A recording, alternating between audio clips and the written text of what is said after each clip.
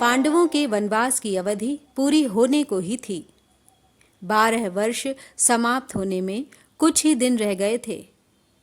उन्हीं दिनों एक निर्धन ब्राह्मण की सहायता करते हुए पांचों भाई जंगल में काफी दूर निकल आए। वे थके हुए थे, सो जरा सुस्ताने लगे। युधिष्ठिर नकुल से बोले, भैया जरा उस पेड़ पर चढ़कर देखो तो सही कि कहीं कोई जलाशय या नदी दिखाई दे रही है। नकुल ने पेड़ पर चढ़कर देखा और उतर कर कहा कि कुछ दूरी पर ऐसे पौधे दिखाई दे रहे हैं जो पानी के नज़दीक ही उगते हैं। आसपास कुछ बगुले भी बैठे हुए हैं। वहीं कहीं आसपास पानी अवश्य होना चाहिए। युधिष्ठिर ने कहा कि जाकर देखो और पानी मिले तो ले आओ। ये सुनकर नकुल तुरंत पानी लेने चल पड़ा। कुछ दूर चलने पर अनुमान के अनुसार नकुल को एक जलाशय मिला। उसने सोचा कि पहले तो मैं अपनी प्यास बुझा लूं, फिर तरकश में पानी भरकर भाइयों के लिए ले जाऊंगा। ये सोचकर उसने दोनों हाथों की अंजलि में पानी लिया और पीना ही चाहता था कि इतने में आवाज आई, माद्री के पुत्र, दुस्साहस न करो। ये जलाशय मेरे अधीन है। पहले मेरे प्रश्नों का उत्तर दो, फिर पानी पियो।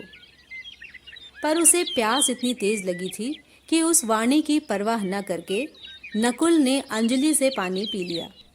पानी पीकर किनारे पर चढ़ते ही उसे कुछ चक्कर सा आया और वह गिर पड़ा। बड़ी देर तक नकुल के न लौटने पर युधिष्ठिर चिंतित हो गए और उन्होंने सहदेव को भेजा।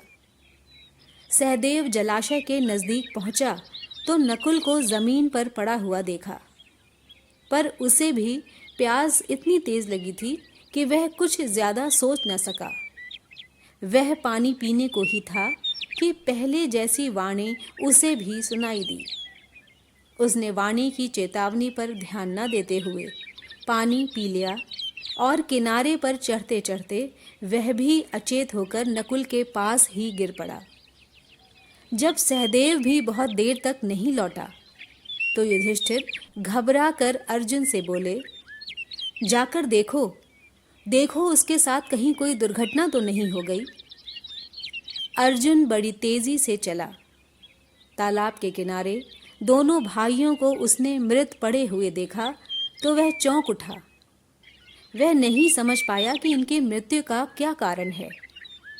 यह सोचते हुए अर्जुन भी पानी पीने के लिए जलाशय में उतरा कि तभी उसे भी वही वाणी सुनाई दी, अर्जुन, मेरे प्रश्नों का उत्तर देने के बाद ही प्यास बुझा सकते हो। ये तालाब मेरा है। मेरी बात नहीं मानोगे तो तुम्हारी भी वही गति होगी जो तुम्हारे दोनों भाइयों की हुई। अर्जुन ये सुनकर गुस्से से भर गया। उसने बाण छोड़ने शुरू कर दिए जिधर से आवाज सुनाई दी थी। उसी ओर निशाना लगाकर वह देर तक तीर चलाता रहा, किंतु उन बाणों का कोई असर नहीं हुआ। अपने बाणों को बेकार होते देखकर अर्जुन के क्रोध की सीमा न रही। उसने सोचा, पहले अपनी प्यास तो बुझा ही लूं, फिर लड़ लिया जाएगा। ये सोचकर अर्जुन ने जलाशय में उतरकर पानी पी लिया और किनारे आते आते चारों खाने चित्त होकर गिर पड़ा। उधर बाट जोहते जोहते युधिष्ठिर बड़े व्याकुल हो उठे। भीमसेन से चिंतित स्वर में बोले, भैया भीमसेन, देखो तो अर्जुन भी नहीं लौटा। जरा तुम ही जाकर तलाश करो कि तीनों भाइयों को क्या हो गया है। युधिष्ठिर की आज्ञा मानकर भीमसेन तेजी से जलाशय की ओर बढ़ा। तालाब के किनारे पर देखा कि तीनों भाई मरे से पड़े हुए हैं। सोचा कि यह किसी यक्ष की करतूत मालूम होती है। जरा पानी पी लूं, फिर देखता हूं। ये सोचकर भीमसेन तालाब में उतरना ही चाहता था कि फिर वही आवाज आई, मुझे रोकने वाला तू कौन है? कहता हुआ भीमसेन बेधड़क तालाब में उतर गया और पानी भी पी लिया। पानी पीते ही अपने भाइयों की तरह वह भी वहीं ढेर हो गया। उधर युधिष्ठिर अकेले बैठे घबराने लगे और सोचने लगे कि बड़े आश्चर्य की बात है कि कोई भी अभी तक नहीं लौटा। आखिर भाइयों को हो क्या गया?